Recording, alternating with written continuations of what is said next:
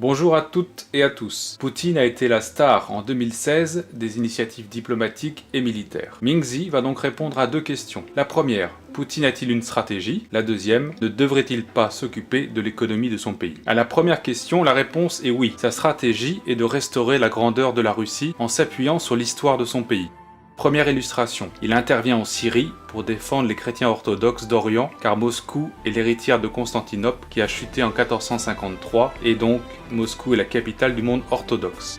Deuxième illustration, il intervient en Ukraine, car comme Ivan le Terrible en 1547, il se voit comme tsar de toutes les Russies, qui englobent la Russie, la Biélorussie et l'Ukraine. Dans l'imaginaire russe, l'Ukraine, c'est la Russie. Troisième illustration, il annexe la Crimée, car l'accès aux mers chaudes est une priorité de la politique russe. C'est pourquoi Catherine II, dit la Grande Catherine, avait déjà annexé la Crimée en 1753.